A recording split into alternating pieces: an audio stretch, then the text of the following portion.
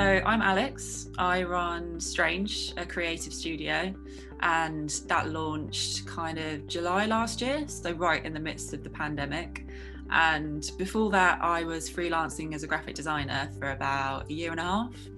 Before that, I was working in-house as a graphic designer for about 10 years or so. So yeah, the portfolio career for me has been sort of a couple of years in now, but doing various bits. And now I've landed on the agency model, which so far so good, loving it. I didn't really like that when I was working for other people, there was a cap on that and it was kind of decided for me by other people. I wanted to just kind of break free of it and have that control and be able to see where it went on my own terms, which was always a really, really exciting idea for me.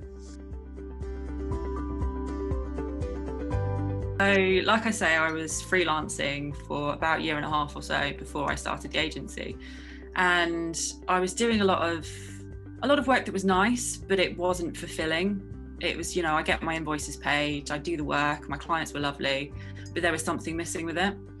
And I was working with a really talented business coach at the time who started asking me all the questions about my why, saying, what is it that's made you want to be a designer? And I remember she put the question to me, do you want to be the best graphic designer in the world? And I said, no, no, I don't want to do that. And she was just like, okay, so why are you doing this? And it really kind of threw me backwards. And I was thinking, why am I doing this? This is a whole new thing I have to start thinking about now. And so we really went back into my character, back into my past and all the things that make me who I am. And one thing that she kind of drew out of me was all of these little quirks and all of these differences about me, that I've always been a bit different, been a bit of an outsider. And when I was younger, it was something that I kind of shied away from and I was a bit self-conscious about. And the older I've got, the more I've kind of grown into it and embraced it.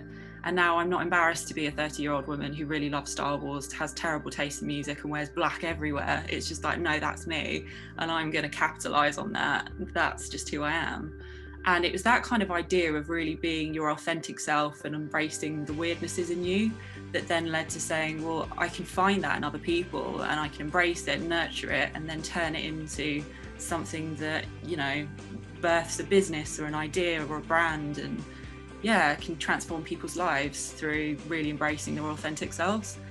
And so that's where the title Strange came from. And that's where the business name came from, because it was just like, embrace those quirks, embrace the weirdnesses in you. Only a few months down the line, but I'm feeling very, very excited about it. Like I'm on the right path, I'm doing the right thing, and it's aligned everything for me. So yeah, I can't say to anybody enough, you have to find your why, because it will transform everything that you do. It really will. I think my biggest piece of advice would be stop planning and just do it. I think you get so caught up in the planning stages and you can work in a full-time job for such a long time that you just say, as soon as I get to this milestone, I'll quit and I'll go and do it myself. As soon as I do this, as soon as I get past this little milestone in my life.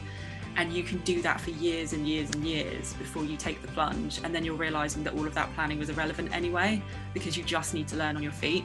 So I'd say just take the plunge, do it. You will learn so much so fast. It will be terrifying, but it will be so worth it and you'll never look back. Once you work for yourself, once you start that portfolio career, you will not want to go back and work for anybody else ever again, I promise. I think I'd recommend it to anyone who knows that they have a lot to offer the world, their services, their individuality, and what they can do as a person, especially anyone who isn't necessarily happy in the role that they're doing at the moment, anyone who's full-time employed and is sort of thinking, I don't know about this, maybe there's something more out there.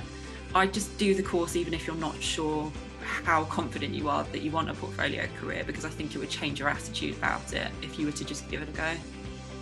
So that's a lot of people probably that I'd recommend it to.